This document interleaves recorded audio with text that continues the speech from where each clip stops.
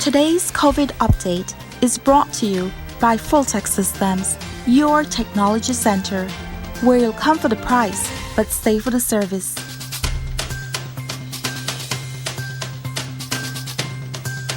And we're back. And we are getting ready to move into our first conversation for this morning, where our focus is on the tourism industry.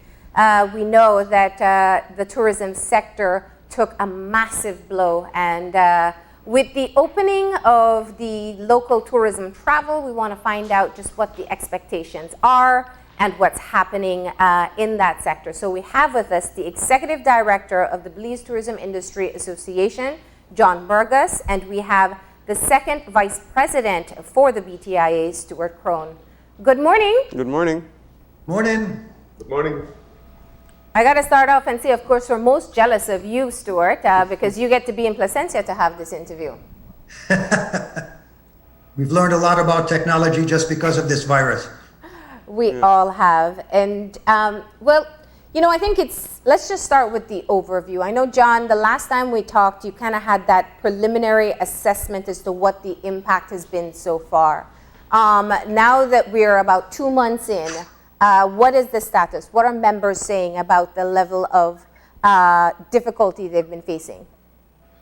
Marlene, the crude reality remains very much on the negative side. We see the number of unemployment increasing because many of the properties, and Stuart can relate to this, they were trying to keep their staff on board, even at reduced salary for as long as possible, but now they're reaching a point where they no longer can afford to do so. So they're going to begin to lay off. You saw what Tropicare did this week. That is just one of the many stakeholders that's going to have to. It's not a matter of they wanting to, it's something that they have to because their monies have depleted and they cannot continue without the international market. Yeah. Stuart, what's happening in Placencia? Tell us that perspective. Things are pretty grim, Marlene. I think when this thing first started, let's call it mid-March, I think a lot of the owners and operators of tourism-related businesses really did not understand what the long-term implications might be. So you had various properties that came out very heroically and said, well, we're not going to lay off our people. We can get through this. Not realizing that what we're talking about, it's not a 1 month thing. It's not a 2 month thing. It's not a 3 month thing. It's minimally, it's an 18-month proposition. And if you didn't think it through that hard, now you're in the position where, like John said, you've kept your employees, but you're going to run out of money. Some of us will run out of money next week. Some of us will run out of money next year. But every tourism operation at some point within that 18 months, even the healthiest one, is going to run out of money. And that money's got to come from someplace, whether it's bank, whether it's bringing in new shareholders, whether it's selling assets, or as BTIA is proposing, we need the country, the government needs to make a plan for the long-term recovery of the tourism industry. And the best way to do that is to help us access long-term, low-interest loans from the international financial institutions. That's really the only long-term way out that we see. You know, when you think of the complete shutdown that took place, and I don't mean our state of emergency shutdown, I mean when the cancellations started and people were no longer even able to travel to get to destinations like Belize, you were facing the impact long before. I think we very often only talk about the direct impact, but in places like Placencia, you have a lot of other businesses that do suffer just because the tourism industry isn't booming. How would you explain that scenario, Stuart?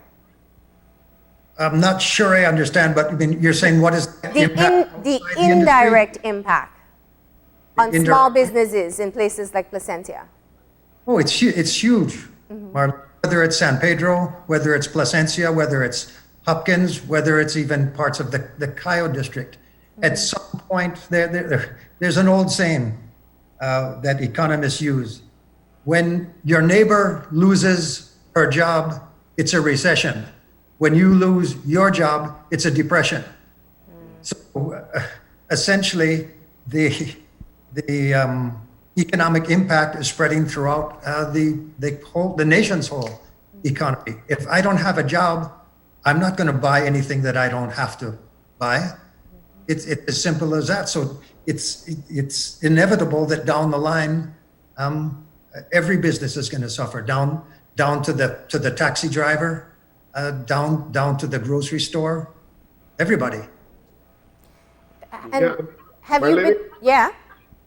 Just to add to what Stuart said, when you look at the economy, I think we're really learning now just how much the tourism industry really contributes to the economy. I mean, you look at the surpluses of food that is by the Mennonites. Too much chicken, too much eggs, too much milk, the cows, all of this because the tourism sector is not purchasing in bulk anymore. So it's trickling down to a large, for them to having a large surplus. They don't have that demand. So that gives you a pretty good idea of where we are. And remember, the tourism sector employs about 150,000 people. And these people being laid off, that means people don't have that spending cash. So it will trickle down to every other sector in the country of Belize. Yeah.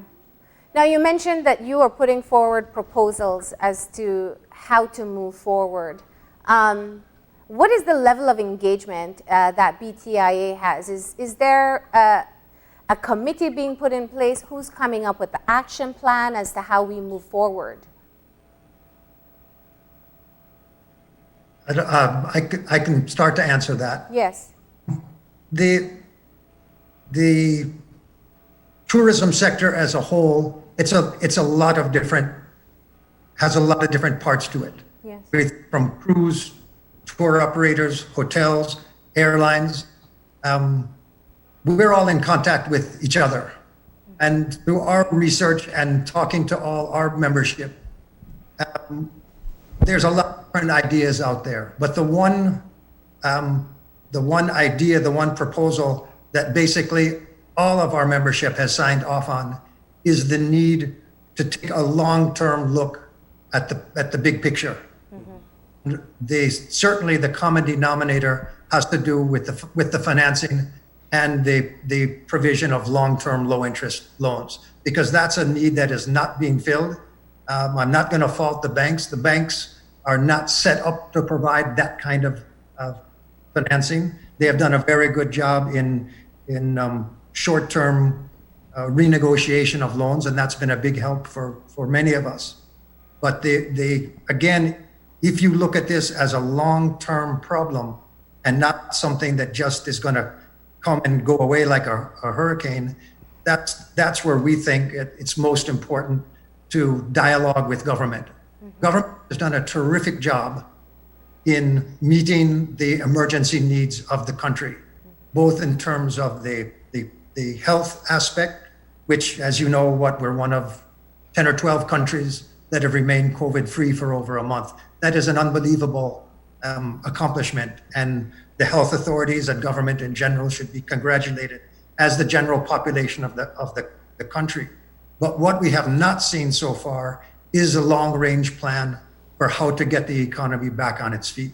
And I think most people will understand that because the tourism industry plays such a large role in the economy, that's where you have to focus. You have to keep these tourism businesses alive for the next 18 months. Let's take that as an arbitrary amount of time, because if your businesses start to go under, when this thing is all over, there will not be the jobs coming back. If I have 110 employees and I'm no longer in existence, that's 110 more people that are out of a job that will be looking for a job, sorry.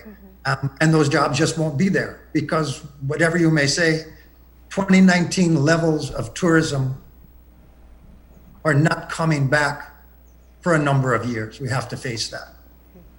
Now, there's been a lot of hope placed, and people, we definitely hear different parts of the sector talking about opening up air travel once again and allowing tourists to return When you say that we're not going to get the 2019 levels, are we being, do we have a false optimism about what opening the airport is going to be like? You use that term, Marlene, not me, but I don't think you're I'm far. asking. I think there, in this whole virus, there's a lot of magical thinking going on that we see it certainly when we turn on the news in the United States. But hoping for something and thinking that something is going to happen does not make it happen. If a vaccine was developed tomorrow, that would be the most fantastic thing in the world. But can you bet the survival of your business on a vaccine being created and manufactured and distributed globally tomorrow? I think we have to be realistic about that. And I think the realistic approach is that even if you open the airport tomorrow, we really don't know who will come. It's that simple. And we know that, shifting a little bit from international travel, we know that, of course, recently restrictions have been lifted to the extent that now Belizeans are being allowed to travel locally, and the Prime Minister has already gone on record to say that the government is now encouraging people to participate and engage in local tourism. Do you foresee that that's going to have a positive impact, at least short term, or if not, how do you think that now that things are starting to open up little by little, is there going to be any relief to the tourism in the sector as a whole? If you're asking personally as a hotel operator, I think this upcoming 3-day weekend, I think the hotels that are open will do some much needed and much anticipated business. But I look at it more as a morale booster.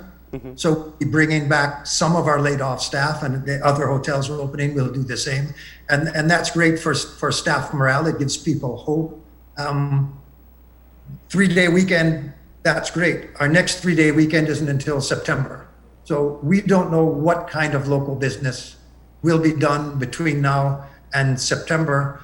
I applaud the BTB for pushing it. It's a good idea, but I don't think, I think from an economic standpoint, it's going to be somewhat marginal. There may be certain areas, I would suspect Kikocker might get a bigger boost out of it, say, than San Pedro. But we're dealing with uncharted waters here, and we won't know till we find out. Yeah. Now, it's not that all properties are reopening for local tourism. John, what would you say is the percentage that is going to open up and those who chose to remain closed? Well, we conducted a small survey a couple of weeks ago, and most of the properties are more than ready to start their operation. And one of them told me that they need at least 72 hours for them to be able to open.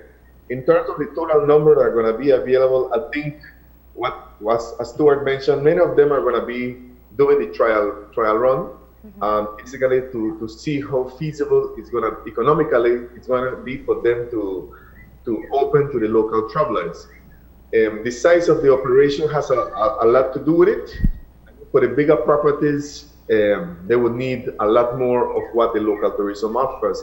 For the small and medium properties, they have a better chance of being able to, because it's a smaller operation, their operational cost is a lot less than what it would be for a larger property. So in terms of for the smaller properties, I think it will offer them a good opportunity to receive some much needed revenue so that they can continue to stretch their dollars and to remain in operation. No? But it's hard to say what is the percentage. What we have seen with our members is that we are promoting their special local promotions on our website, and we keep getting more promotions as we go along because we're reaching out to them. And this applies to not only to the hoteliers, this applies to the restaurants as well. And even tour operators are getting on board by offering their services at a much lower reduced prices. So we do see the positive economic impact, but we gotta wait and see how long it can remain, because you gotta keep in mind that a lot of people are reducing their monthly salaries, because the private sector in a lot of ways are taking the measures of reducing the employees' monthly salary. I mean, you heard of BG doing that, and I know BTIA has done that with our staff, and I know many other institutions are going to be able to do that. So overall, you have the less disposable income, and this will only increase as time passes, because there will be a lot more people that are going to have less disposable income available to any leisure or any vacation mode. Yeah. So what I hear from you is that for some places it will be to open for local tourism may actually be at a loss for them, and so some are choosing not to. Yes, that's the reality. That would be more for the larger properties, because their operations are a lot bigger and they require a lot more staff. So when they have a reduced price, they would need larger number of businesses for them to be able to reach that break-even point and be able to see a little surplus. Yeah. But I think most of them, many of them, I wouldn't say most, I wouldn't want to say most, will be happy to see some level of revenue coming into their properties. I mean, like Stuart mentioned, I think he has a certain good business for this weekend, but then thereafter, what happens? Yeah, and what you painted, I think, is a very realistic picture. I think people may take advantage of a long weekend, but it's not that we will have tourists moving, or Belizean tourists moving around the country during the week or every weekend. So it will there's a limit as to how people will be able to spend. So if we look at what we're facing right now, there's so much uncertainty. You give a measure, Stuart, of 18 months for recovery, and even then we may not be seeing what was looking like it was going to be record-breaking numbers for the season. What are some of the dependent factors? I want to get into your conversation about the financing aspect, but let's look at what operators and owners are looking at externally to be able to kind of gauge what the long-term impact will look like. Well, the big question, Marlene, is will tourists come back to Belize or come back anywhere? Remember, this is not just a Belizean problem. Nope. This is a global problem. Every country in the world, every prime minister and president in the world, every state governor, mayor of every city is struggling with the exact same problem. And the big question when it comes to tourism is, when will people, in our case in North America, because that's our main market, when will North Americans want to travel again? When they do want to travel again, where will they go to? What modes will they use to travel? Let me give an example by asking you a question. Okay, you've been cooped up for a while. You want to now take this long weekend to go on a vacation. Let's say you want to come down to Placencia, and of course you're going to drive your car and you're going to come have a good time. What if I told you that the only way you could get to Placencia was on a crowded bus or a 4-hour bus ride? Would you still come to Placencia? No, I wouldn't. No, probably not. Okay. Especially if you're getting to what we're calling ourselves a COVID-free destination, but it requires a risk in being able to travel, and we still don't know what air travel is going to be like. But you talk about the willingness to travel, but what about the economic situation? Go ahead, John. No, well, what I was going to say is that there's a percentage of travelers, whether from the US or Canada, which are some of our primary markets, they're not going to be able to travel. They are readily willing to travel as we speak now. But at the same time, they want to know that they're safe. They want to know what level of risk they're going to be exposed to. And that is what basically condones to. Right now, I'm very happy to know that Belize is positioned in a very good light because we haven't had any cases over the last 30 days. So that puts us in a very good position. The other point that we have on our favor is that we're very close to the US. It's one flight away for them to come to Belize. So that puts Belize in a very good position. But what we need to do is now we need to ensure that we have all the right protocols and guidelines that we're going to follow to ensure that our staff is secure and that the guests are secure by being protected from acquiring this virus. You know, and I actually wanted to ask more about that. What sort of conversations have been taking place in terms of the long-term prospects of the industry? Because we know, you know, COVID is going to be with us, and it's going to be a reality that we're going to live with for at least the next, you know, few months or so. What ideas have been thrown around in terms of keeping, balancing, of course, people's economic welfare, but with their health and safety, and what sort of measures are perhaps the industry is going to put in place to, one, keep its people, to keep, you know, employees and all workers safe, and also ensure that people are still going to be able to, you know, enjoy the tourism product and continue travel, because we want to, of course, avoid another outbreak, and we want to keep our vulnerable population safe. Every tourism business is struggling with that same question, and everybody is in the protocols that they're going to institute to solve that same question that you're asking. And in a way, this early opening for local tourism is a great warm-up for when we open up internationally. And I think that's probably one of the main reasons why the hotels that are opening to local traffic, that's one major reason why we are doing it. Because I don't want to put it in a funny way, but our local guests are kind of going to be guinea pigs for when the foreign guests come. It gives us a chance to test out our protocols. And I think most hotels will be going all out to establish and test those protocols. I think that's the easiest problem to solve. Again, the tough thing is going to be to look at the numbers of visitors that are actually going to come. And I think, as John was saying, they have to evaluate their own risk. And certainly amongst countries outside of North America, Belize is at the top of the list because we're COVID-free and because we're close.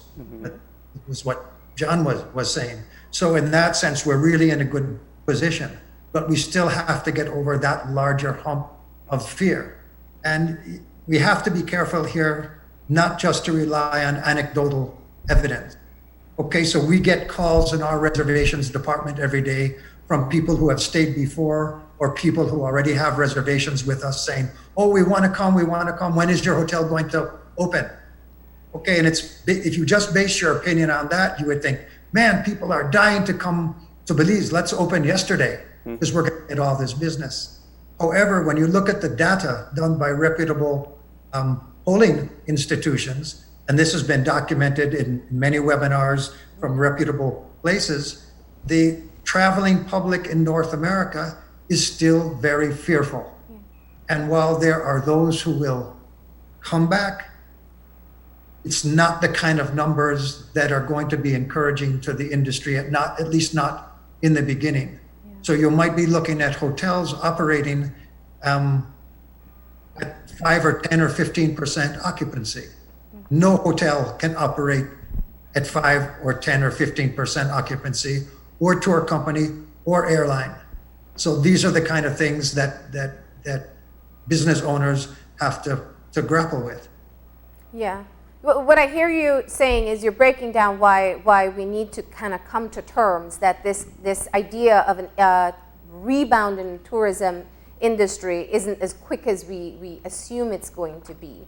One is definitely whether people will feel comfortable traveling, but also it's for us to be able to clearly acknowledge our risks as well, as we see in the United States, where they've just not been able to get a good handle on containing their outbreak as well. And that's something we cannot control. That is totally beyond our control. Yeah. Yeah. So it's not a good position to be in. And I'm trying not to be pessimistic. I'm trying to be more of a realist. That the time to visit your banker is not the day you run out of money. You need to visit your banker months before you run out of money and have a very frank conversation. And that is essentially what BTIA is saying to the government, a government that has done a great job up until now. And we're saying, all right, let's start to think long-term now. And yes, long-term low-interest financing is just one part of the mix, but that's what we're focusing on right now, because that's something that we can all agree on that is going to be necessary to really save the industry in any shape that we would recognize it. So this proposal that you're putting forward and being able to access financing through international financial institutions, low interest, long term, talk to us of what the recommendation includes in terms of disbursement. There's a limited amount of capital available because everyone across the Caribbean, across the world, is trying to figure out a solution. So if we get a certain amount of capital available, how would you imagine that would work for so many places that will need the assistance? You have to start somewhere. I mean, ideally, in other words, government accesses IDB, CDB, World Bank, IMF, those kind of institutions, because that finance can only be accessed through a government. Just how at the beginning of the crisis, Mr. Barrow enumerated different international financial institutions that have expressed a willingness to work with us. Yes. What we are saying now that those funds, will hopefully arrive, but that the institutions provide the kind of help that a government asks for. What we're saying, it's time for government to sit down with the private sector, with the tourism industry, and say, all right, for your long-term survival, what are the kind of things that will help you the most? And I'm saying those same institutions that are helping provide emergency food aid and poverty aid also have windows open for long-term low-interest loans. And that's all we're saying, is that's where we think the thinking should be going now. Yeah. In terms of administration, you have institutions like the DFC that are perfectly capable of administering these kind of loans. Now, the implications of your question are, there will never be enough money to go around. Well, there will never be enough money to go around. Now, my question is, what do you propose in terms of how people will access and that those who are in the greatest need will be able to access first? For any loan, there's criteria, whether you're borrowing from the credit union, from the bank, or from your best friend, you have to establish criteria. We're not talking about a bailout or people or institutions handing out money. There are procedures. These loans are going to have to be collateralized and otherwise secured. The institution that is supervising the lending is going to have to look at your company's financials. It's going to look at its history. If you're a company that just started out 6 months ago, chances are you're not going to be at the head of the line for that kind of assistance. There may be a different window for small businesses, a different window for large businesses, because the risk entailed is different for those different kinds of propositions. But this is nothing new. I mean, it's not a great technical challenge to administer a long-term loan program. Yeah. You know, as you're speaking, what comes to mind is the local institutions had spoken about the relief efforts that they were offering, and I know it was usually a personal negotiation with your banking relationship officer, but they had initially said 3 months in moratoriums, in looking at relief in overdraft. What happens at the end of these 3 months? That's why we're making the proposal we're making. Yeah. No, I'm serious. Yeah. Let's think of the operators, who are taking advantage of this 3-month relief. At some point, even the local banking institutions will have to close off from the relief that they're offering. What do you imagine will happen if that is the scenario? Well, in the first instance, you try and stretch the 3 months to 6 months. What exacerbates the problem in Belize is that we are a high interest jurisdiction. They argue forever about why the interest rates are so high in Belize, but let's leave that alone for a minute. Trying to operate in a climate of high interest rates for a business, that means when you borrow money, and virtually every business needs to borrow money to develop its business, your margin of error, if you're paying 8, 9, 10, 11, 12% interest rate per annum, your margin of error is tiny in the best of circumstances. Everything has to go right for you to succeed in business when you're borrowing at those interest rates.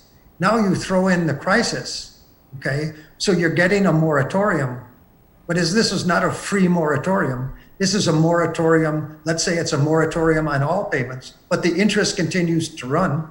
It's just like maxing out your credit card, okay? At some point, that interest upon interest is not helping you. It's hurting you.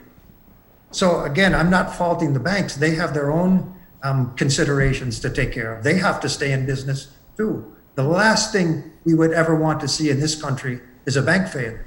Yeah. Just like I think in the tourism industry, the last thing we'd ever want to see is one of our local airlines or both of our local airlines going out of business.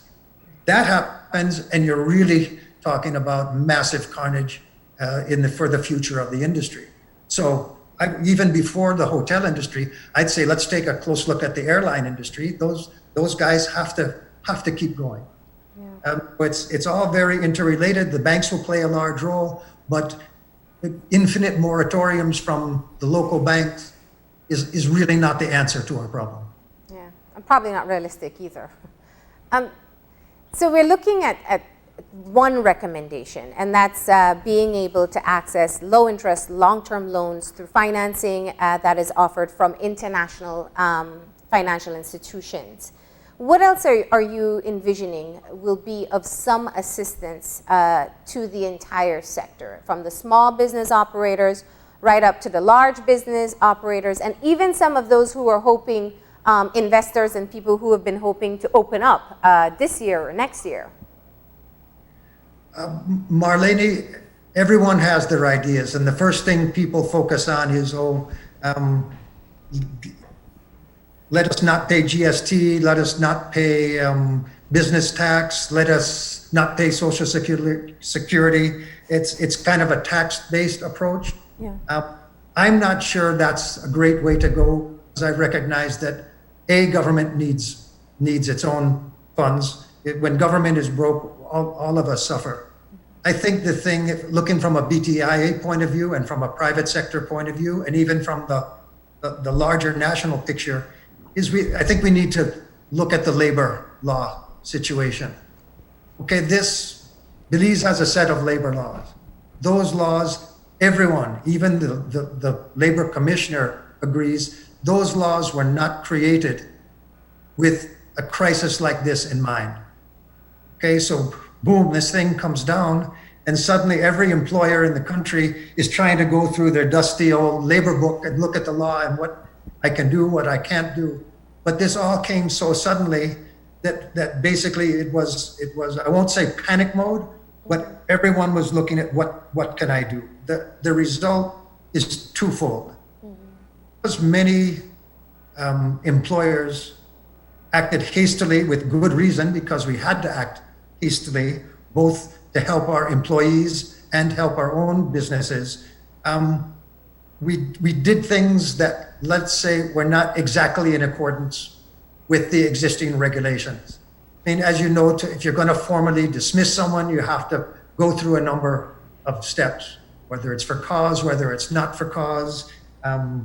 It depends upon what papers they signed to begin with. But we all did things that maybe were not exactly according to Hoyle, but they were necessary. I think we need to make sure, and this is from the governmental point of view again, we need to very quickly take this as a very serious crisis and say, you know what, let's use common sense to figure out how both employers and employees can have their status regularized without causing indelible harm to either side. So that's part number one. Let's look back, see what we've done, get that straightened out, and to everyone's mutual satisfaction. But the second half of that is now, in preparing for the future, we really need to make labor laws more flexible to cope with the new way that industry is going to run. No place is going to go back to run the way it was before. Just how over the last couple of decades you've had, let's say, the security business. Ago, industries or businesses used to hire their own security guard. Yeah. Got an old guy with a rusty shotgun that's standing out in front of your business, probably falling asleep. Now we've moved to hiring security companies. So we contract out a lot of that business. Unless the labor laws change, we may wind up contracting out large segments of the tourism industry. I might contract out my kitchen labor. I might go to a company that's going to supply me with housekeepers. So I'm not employing 15 housekeepers. I have a contract with a company that hires housekeepers. So it gets me out of the employment business. And that may be a way we have to go, but I don't think it's the best way. I think if we made our labor laws more flexible, it would be better for everyone. Yeah. Would you be a bit more specific and explain what type of challenges you ran into when your property closed, or other hotels, when the properties closed, as to whether or not you would lay off, whether they were furloughed? I know one of the main conversations was in a state of emergency because it's imposed by government that employees, in fact, did not need to, it was not mandated that they had to be paid. Well, you asked for examples. Let me give you a couple very pertinent, specific examples.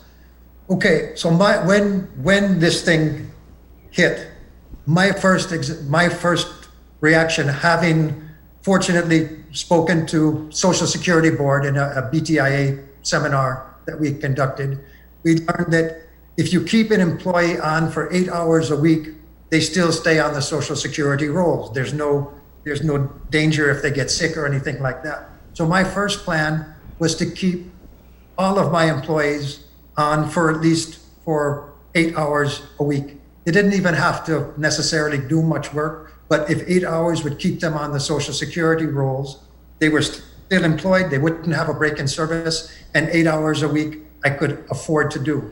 I'm not sure how long, but I knew I could do it to a certain extent.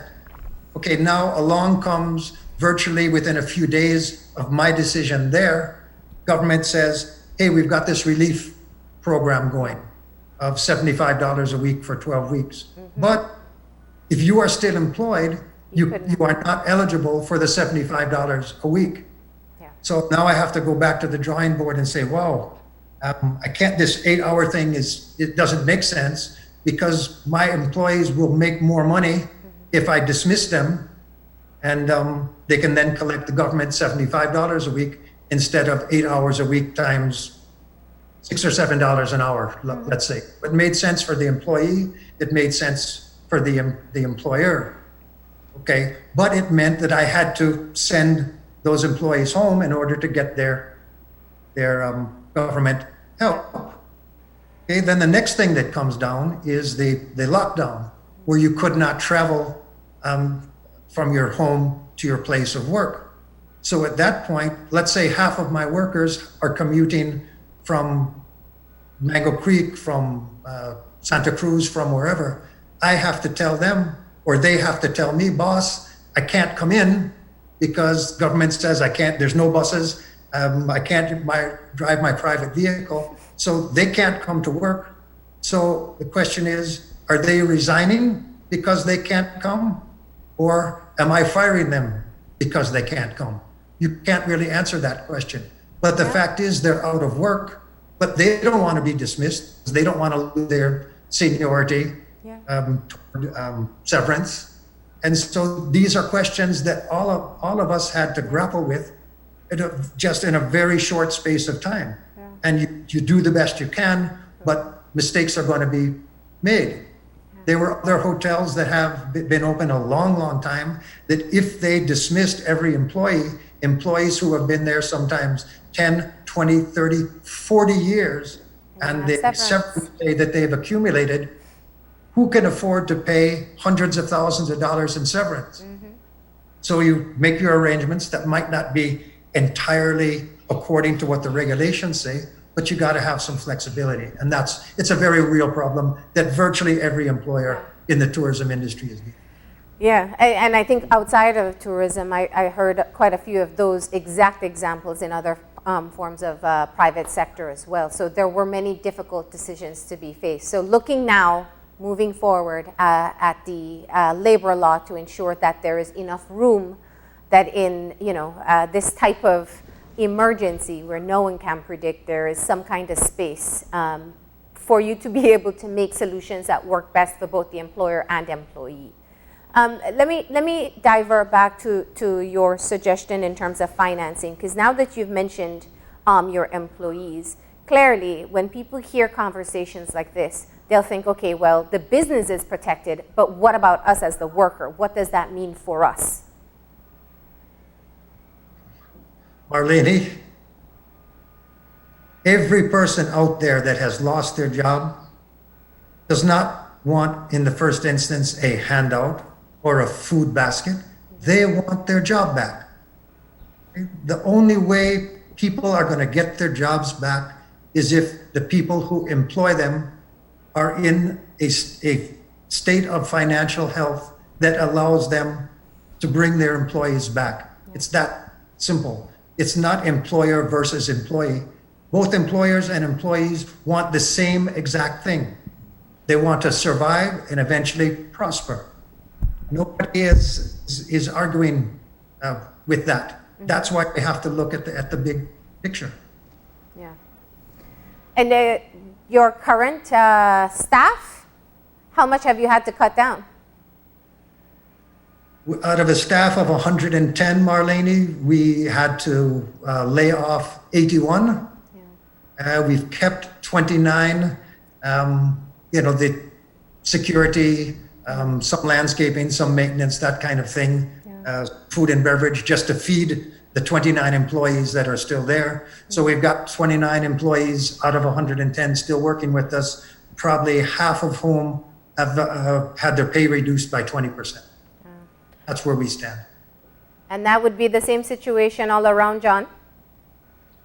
Yeah, I mean, that's the reality I've been hearing from members from across the country in all destinations, from Toledo to Cayo, Corozal, Rinjoaki. I mean, and those number one and number two destinations, San Pedro and Tikaco, they can tell you they're going to increase the number of persons that are going to be relieving.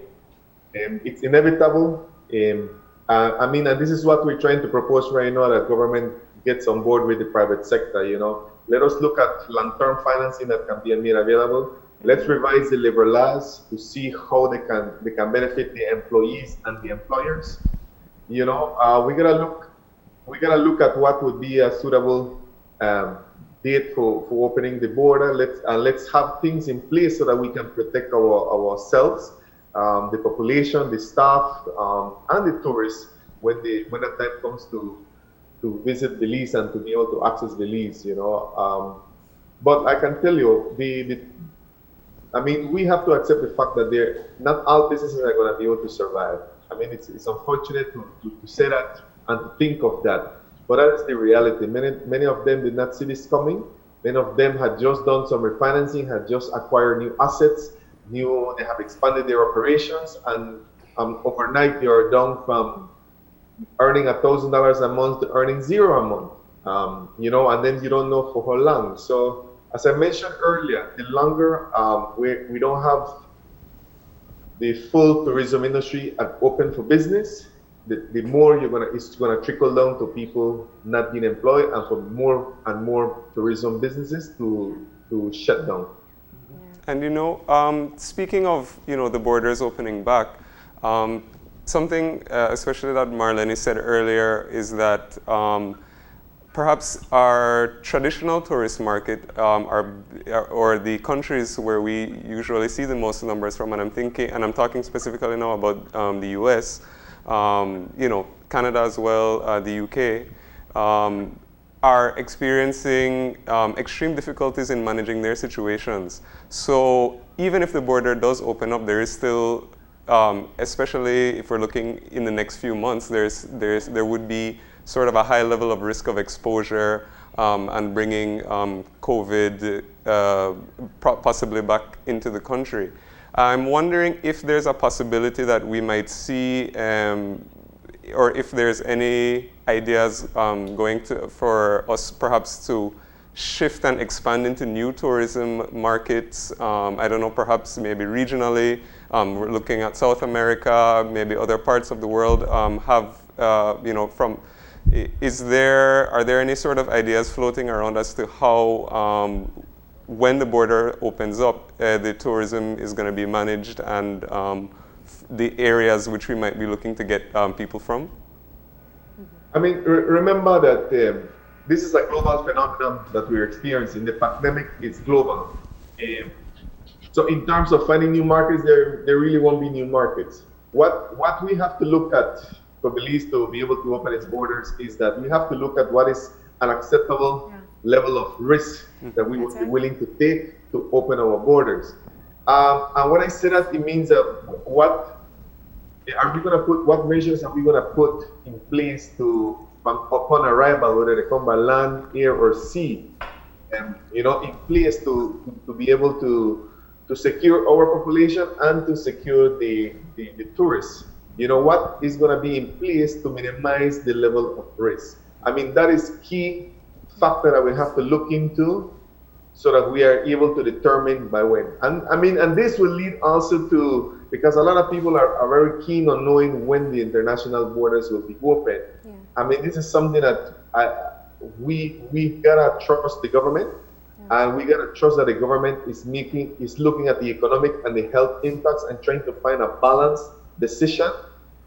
If you're gonna tell us that you're gonna open until October and not July because the risks are too high, that's part of the conversation, but we have to look at the other components. So, and that's why we're saying, what financing are you going to be able to provide for us so that we can keep our staff employed and so that we can, in a way, keep the economy moving and not remaining stagnant or coming to a complete halt. Yeah. So this is where we want to be able to have these discussions, these planning sessions with the government, so that we can have this economic recovery plan in place. And as we mentioned, I mean, tourism is the comprising of 40% of GDP. You know how it trickles down to the other sectors. So by giving the focus to the tourism sector, you will be able to assist the other sectors of the economy as well. So in terms of finding the other markets, I think we have a very good understanding of who our key markets are and where we were expanding. What we need to look at now is what is the suitable level of risk that we as a nation would be willing to take for us to be able to open the borders. And we know that there's some work going on to develop protocols and guidelines that the businesses can implement to protect themselves and to protect the tourists. But we need to have a good idea of what the recovery plan will be. Yeah. And just a question here in terms of what the operators are saying about a potential opening of air travel come July. Are they all comfortable with that, considering the fact that we make it to that date with no new cases? From our members, it's hard to say. I mean, most of them are saying yes, they're readily available to open in July.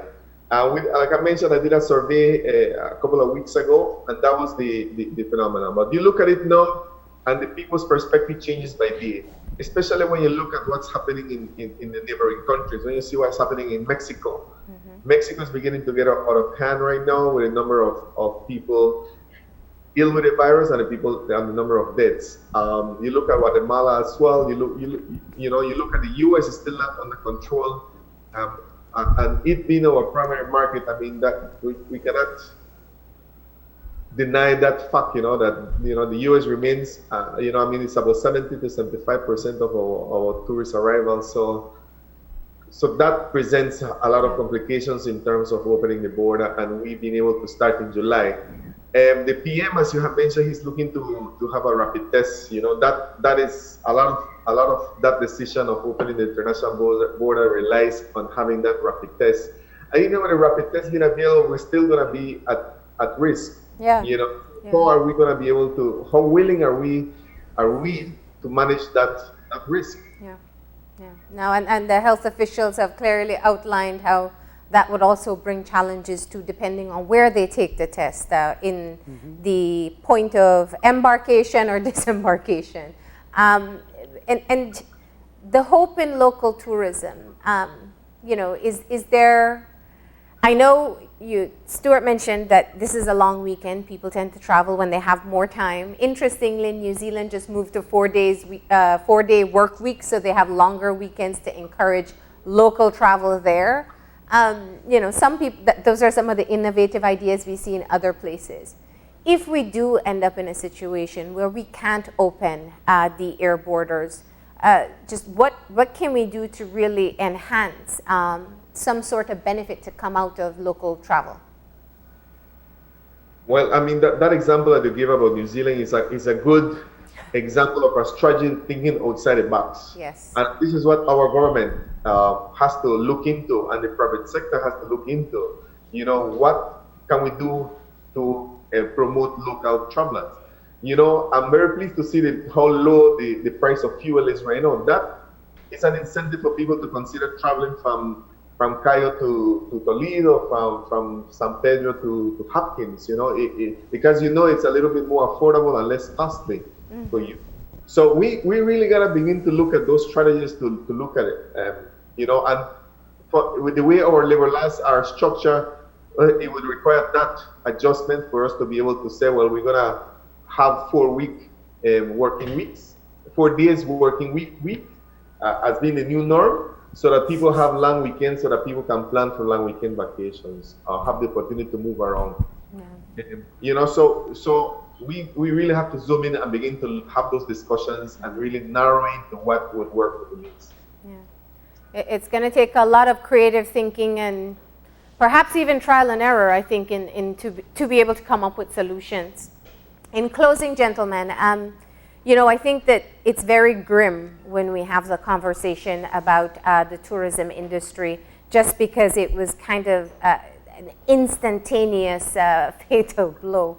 But I'm sure that by virtue of your recommendations in conversations with operators, you do have to remain optimistic. What is your source of hope right now? What makes you feel that it won't be today, it may not be till next year, but what makes you optimistic that there will be eventually a rebound? Stuart? We don't have any choice but to be optimistic, Marlene. We're human beings. I think by nature, don't want to give up. All I would say, though, is just a couple of things. One, we have to stay calm and we have to stay smart. Yeah. Smart and strong and safe. You can't panic. You have to keep working at it. We're smart enough and strong enough to beat this. Number two, it sounds pretty strange, but Belize has always been a very lucky country. If I had my choice, I'll take luck over brains any day. And I think if a combination of luck and brains is going to get us through this. But if I may one more thing, especially in the social media age, it's very easy to be a critic, to point fingers, to say, oh, here's what we need to do, and why don't we do this and all that. Try and put yourself in the shoes of our decision makers and our national leaders. We can have our quarrels with our politicians all day, and those quarrels are legitimate. But you know what? We have elected people just for this reason, to get us through a crisis. And I happen to think, and I think most objective people would realize, that people like the Prime Minister, people like Carla Barnett, people like Chris Coy people like Dr. Manzanero, the people who have performed in this crisis so far, I don't see how you can say anything but that they've done a good job. So at some point, we've got our generals and our colonels. We have to place our faith in them, and they're going to make mistakes, and we might make other recommendations. But you know what? There comes a point when you have to put your faith in your leadership. I think we're lucky to have the leadership from both parties, and let's go with it. The last thing we want to do is get back into partisan bickering and social media stupidity. I think we need unity, and let's stand behind our leaders. And trust me, I'm not the person who would normally say that. Yeah, I'm very well aware of that. John? Marlene, it's not the end of the world. You know, we Belize, in comparison to what is happening around the world, we're still in a very good position. We have been very fortunate to only experience the death of two Belizeans. You know, we have zero COVID at this point, you know, so there are a lot of good things. And you know, and we have already seen how we can come together, unite, and be able to approach this holding hands, you know, to make the best decision. You know, we have to give credit to the government of Belize for establishing that national oversight committee that basically embraced everyone. You know, so everybody was able to share their views, their recommendations, and to be able to be a part of the table to make these decisions and to continue still working on those decisions. I think that is a very good sign of how times can change, how things can improve, how a united front can really overcome any challenge or any obstacle, especially for a small nation like Belize. I think that it has set a new foundation for what the future decision-making process will be, whereby you have bipartisan support from all areas of the economy. And Belize, I know we're experiencing hard times, difficult times, but we're coming together. I know a lot of people are adapting. I've seen some of the creative stuff that Belizeans are doing, you know, going to their farming, going into providing free services to a lot of people and reducing their prices. And this is what we have to do. And I think everybody in Belize, we are all a small family, and we understand what we need to do to overcome and to recover. All right. Well, thank you very much for checking in with us this morning. And we really do all hope that we can be able to see some solutions, some assistance, and something that will be able to get the tourism sector on better footing. Thank you very much, and stay safe. Thank you. Thank you. Enjoy the day. We're going to go ahead and take a break, and when we come back, we'll be checking in on the Chiquibu. We'll have the representative of Friends for Conservation and Development talking about the forest fires they've been facing. So please stay tuned. This COVID update was brought to you by Fulltech Systems, your technology center, where you'll come for the price, but stay for the service.